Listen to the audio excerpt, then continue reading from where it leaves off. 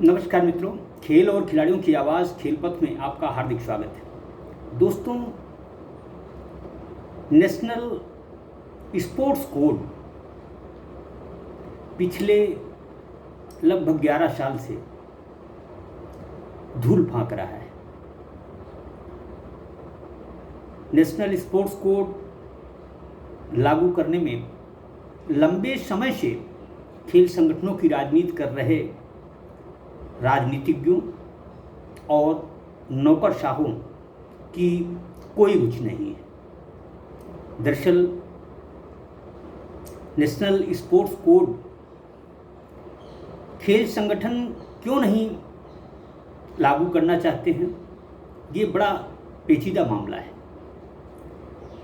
दरअसल देखा जाए तो हमारे देश में अधिकांश खेल संगठनों में राजनीतिज्ञ या नौकरशाह काबिज है। दरअसल प्रत्येक संगठन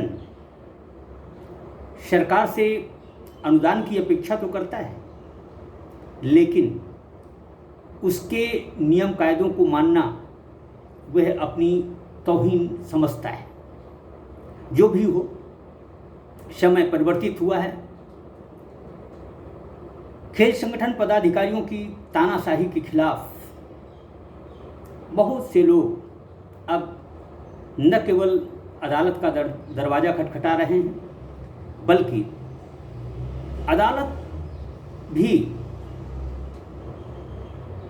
खेल संगठन पदाधिकारियों की भ्रष्टाचार, अनियमितता, खिलाड़ियों के चयन में पक्षपात आदि को लेकर न केवल गंभीर हुई है, बल्कि अदालतें कई खेल संगठनों में प्रशासक भी नियुक्त कर चुकी हैं। जिस तरह खेल संगठनों पर अदालत ने अपनी दखलंदाजी दी है, उससे उम्मीद बंधी है कि अब खेल संगठन नेशनल स्पोर्ट्स कोड अवश्य लागू करेंगे। दरअसल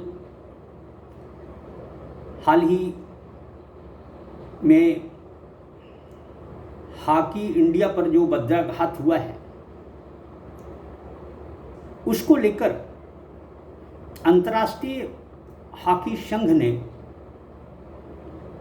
हॉकी इंडिया के अतिशीघ्र चुनाव कराने के निर्देश दिए। यदि hockey India national sport code को तवज्जो न देते हुए अतिशीघ्र चुनाव नहीं कराता, तो आने वाले साल में जो हॉकी विश्व कप की मेजबानी भारत को करनी है, वह नहीं कर पाएगा। इसी तरह से कई संगठनों ने नेशनल स्पोर्ट्स कोड के महत्व को स्वीकारते हुए अब अपने चुनाव नेशनल स्पोर्ट्स कोड को आधार मानते हुए या उन्हें मान्यता देते हुए कराएंगे। भारतीय घुड़सवारी संघ, भारतीय बैडमिंटन संघ, भारतीय टेबल टेनिस संघ, भारतीय फुटबॉल महासंघ, इन सभी ने नेशनल स्पोर्ट कोड लागू करने का न केवल भरोसा दिया है, बल्कि मानने की स्वीकृति भी दे दी। दरअसल खेल संगठन पदाधिकारी नेशनल स्पोर्ट्स कोड लागू क्यों नहीं करना चाहते, हमारे खेल प्रेमी दर्शकों को इस बात का संज्ञान होना चाहिए। दरअसल नेशनल स्पोर्ट्स कोड इसलिए नहीं लागू करना चाहते कि बहुत सारे संगठन पदाधिकारी संगठनों को अपनी जेबी संस्था मानते हैं। दरअसल 2011 में अस्तित्व में आए नेशनल कोड में खेल संघ पदाधिकारियों का कार्यकाल नियत किया गया है। इसके तहत खेल संघ के अध्यक्ष अधिकतम 12 वर्ष व सचिव और कोषाध्यक्ष 8-8 वर्ष तक इन पदों पर रह सकते हैं। यह कार्यकाल समाप्त करने के बाद वह दूसरे संघ में भी पदाधिकारी नहीं रह सकते। 70 वर्ष से अधिक आयु का व्यक्ति संघ में पदाधिकारी नहीं होगा। इसके अलावा यह भी स्पष्ट किया गया है कि एक व्यक्ति एक से अधिक संघों पर काबिज नहीं रह सकता। नेशनल स्पोर्ट्स कोड को लागू करना राष्ट्रीय खेल संगठनों ही नहीं, राज्य व जिला स्तरीय खेल संगठनों को भी इसकी जद में लाना है। देखा जाए तो कई खेलनहार राष्ट्रीय ही नहीं, राज्य के खेल संगठनों में ही वर्षों से जमे हुए हैं। नेशनल स्पोर्ट्स कोड लागू होने के बाद कई पदाधिकारियों को अपने पद छोड़ने होंगे, इसीलिए लोग इसे किसी भी सूरत में लागू नहीं होने देना चाहते। अब जिस तरह अधिकांश खेल संगठनों पर अदालत के आदेश के बाद प्रशासक नियुक्त हो रहे हैं, उसे देखते हुए खेल संगठनों को हर हाल में नेशनल स्पोर्ट्स कोड को मानना ही होगा। केंद्रीय खेल मंत्रालय को चाहिए कि जो खेल संगठन नेशनल स्पोर्ट्स कोड को नहीं माने, उनकी न केवल मान्यता समाप्त की जाए, बल्कि उन्हें किसी भी तरह का अनुदान भी न दिया जाए।